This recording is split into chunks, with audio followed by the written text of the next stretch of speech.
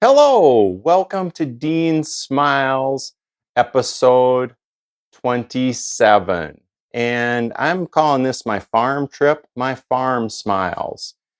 If you're new here, I'm Dean, a retired middle school science teacher and STEM teacher, and now finding my way and finding my relevance and finding energy through smiles as I move into retirement. So it's kind of Dean Smiles in retirement. Um, Thank you so much for being here. I so appreciate it, and it gives me honor to have someone watching. I really appreciate it. So first off, way more important than my video, uh, and I talked about it on previous episodes, going way back to the Katrina um, hurricane that happened in '05, and our relief run that me and Dan did and our sixth graders. The situation in North Carolina is heartbreaking, and watching TikToks, watching the news, watching reels, it's very real of how devastating it is. And we were just there last year on our trip to watch the Gophers play North Carolina and stopped through Asheville by the recommendation of Chris and Cody and other friends. And it's really sad. So there will be stuff coming in the channel because this is going to be a long process for them. I truly empathize and feel for you there, and we're going to be doing what can be done down the road. So encourage everybody to open their hearts and empathize for the victims that I just can't even imagine what it's like. Okay, farm visit. The farm looks very, very different. We had a football game in a neighboring community, and I wanted to drive down to the farm. And you can see what the farm looks like from above. And it's very, very, very different from what I grew up. And a lot of the buildings have been taken down. And well, let me show you and explain some of the things that I saw when I was there, and I brought. This is the farm. It looks very, very, very different from when I grew up here. Just looking over my shoulder, right straight ahead here was where the house was. To the left was a great big yard. Continuing on, there was a big barn back here and a big shed over there about 100 yards. Or not a big shed, a pig shed. The garage is still here. My basketball hoop used to be on the corner. And the new old machine shed. This was the new machine shed, but it's pretty old now. And this was all we had, and there's still an old birdhouse up there. There was a couple cribs down here and another shed over this way. The machine shed is over here. Just walking, it's all been cleared out. And just behind the garage is an old disc. This is what I learned how to disc with an old 970 case. So yeah, not much there. Not it's a machine shed, it's a garage, and it's been pulled in. We worked very hard at trying to build a windbreak because we were really out in the middle of nowhere. And I remember until the windbreak grew up, it was very cold, very windy. The house connects, the windy connects to the house. As I've talked in previous episodes, I really realized we were poor, but I didn't feel like I was neglected. I didn't feel poor, like I was missing out on anything. I knew other families had more and were doing things, but we were always happy. Our house was drafty, and we had to build on a new addition and a porch to expand it, and it seriously was small. I'm guessing the square footage of our house was not much over 1,000, but we were fine. And in building, and you can see pictures of building this new addition, there was a great big beehive there. And John Steinberg, I struggle with names, but I remember John, and he would be working, and he'd be in the zone, and he was a true craftsman, and he had his way. And I would just hang out there asking all sorts of questions and curious how he pulled it together. But every so often, those bumblebees didn't like it, and you'd see him kind of scampering away. And I always remember, I was doggone bumblebees. They're getting in my way, and they were the great big ones. And I remember taking a yardstick, and we had trying to get rid of them because they were embedded in that part of the house. And once we built the shell, all of a sudden there would come another one. And I'd take a yardstick, and it would kind of come at me, and wham, up, got rid of one more, got rid of one more. Um, that addition really tightened the house from the south side. And eventually we got new windows, and then we had an addition on the north side. Um, but it so makes me, when I look back and I look where I'm at now, and I think about it to this day, and I've lived in this current house since 98. I so appreciate there are no cold spots in the house. The windows, there's no drafty windows. And I'm able to move about, and it's constant, it's warm, it's insulated. I still appreciate it to this day from how cold our house was. Cold winters. Oh, this is the one thing. I live in Minnesota, and so many people love and cherish winters. If it weren't for my family, okay, I like a white Christmas.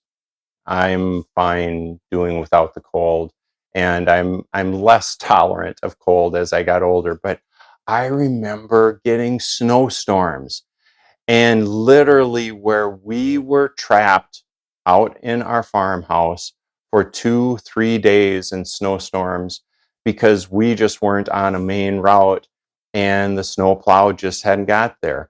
Or the snow was so high, and you can see some of the pictures, it was so high that even for us to dig the tractor out to plow ourselves out, it broke me of my love of winter. You can see I kind of had fun.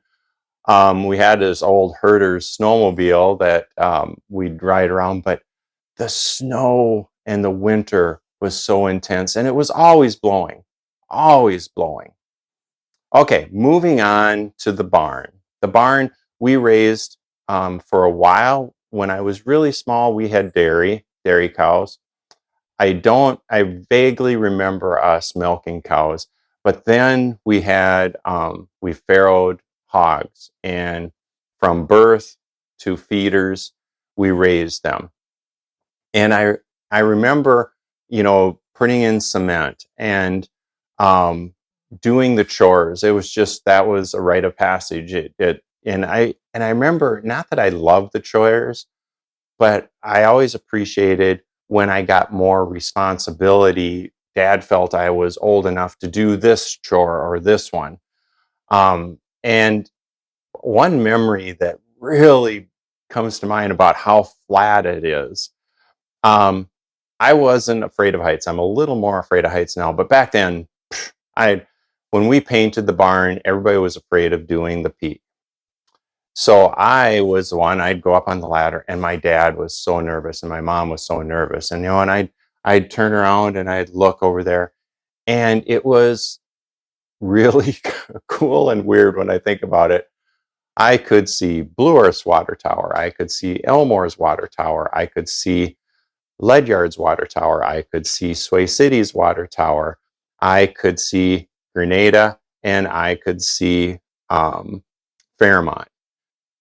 6 water towers, and I think I could kind of see a 7th, but I don't know if that was hallucinating, but definitely 6. It was that flat and that ideal for raising crops. But I just remember, again, going back where I started, so windy and so blowing all the time. And then the farm work, and you can see the fields. And I took the drone down to where we had a dredge ditch, where the tile would all run, and there was actually fish in it. I remember walking down there, and it was about over a quarter-mile walk, not less than a half mile, and I'd walk down and go fishing. Well, it was also, where when we used to go, literally taking a bale rack and going up and down the rows, looking for rocks and big rocks and anything, that was bigger than a baseball, that could cause problems with the equipment, mostly the planter, or the plows. And we would load rocks. And I wasn't very big, and I don't remember how old I was, but we loaded and loaded and loaded this bale rack. And then we took it down to the dredge ditch where I'm showing. And then we would unload it.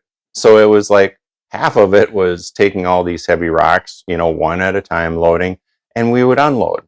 So my pile, because I was smaller, I had smaller rocks, and Dad's was bigger because he was Dad, adult, and dads can do everything.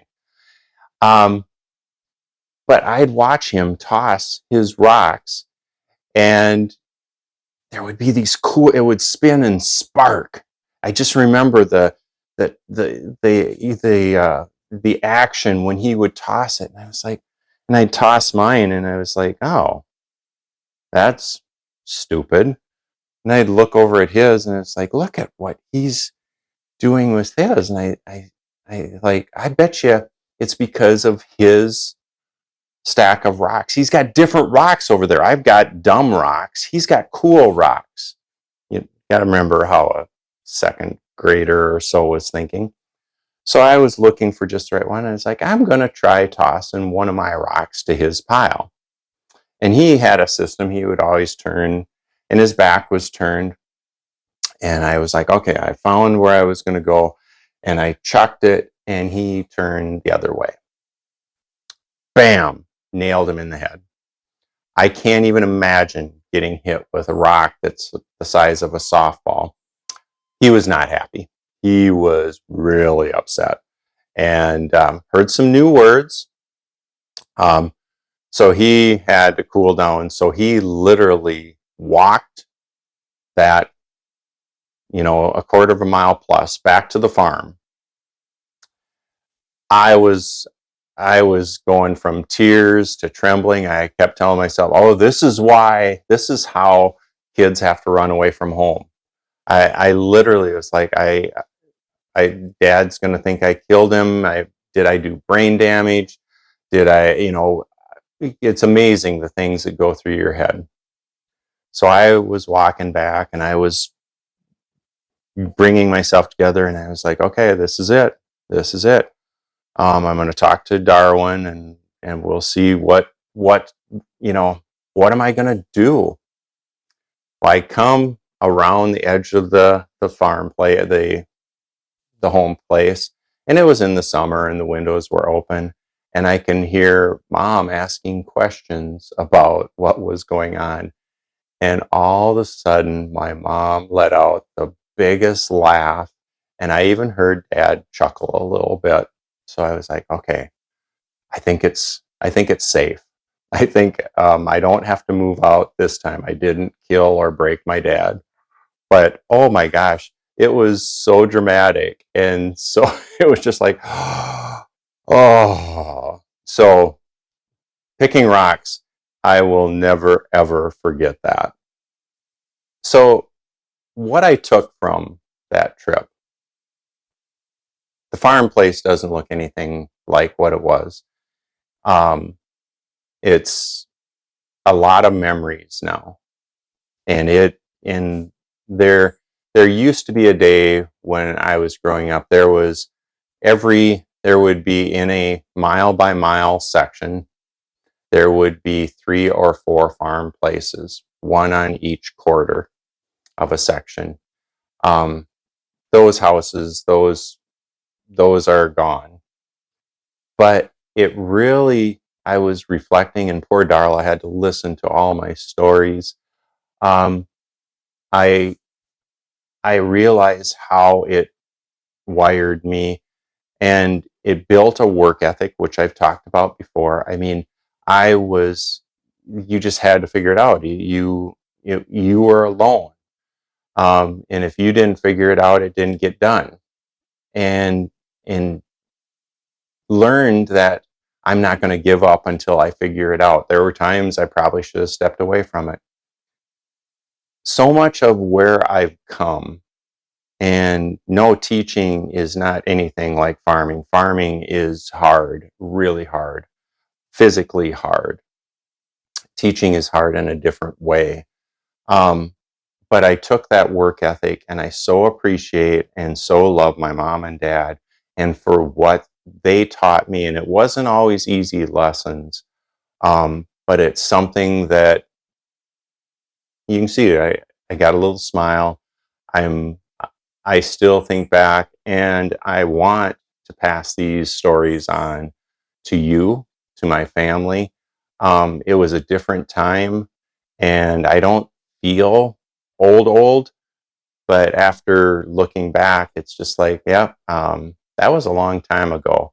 And I'm very thankful to be where I'm at, but I am where I am, and I appreciate where I am because of the family and the lifestyle and the farming culture that taught me it. I hope that makes sense. If you've made it to this point, thank you so much. You have no idea how much I appreciate it, and the little messages here and there.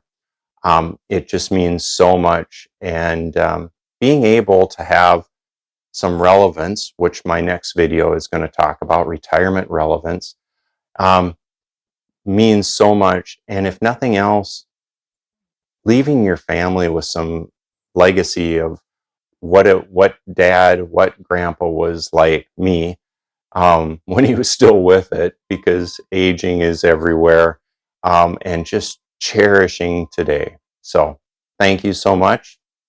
Until next time, keep smiling. Smiling days we all can share.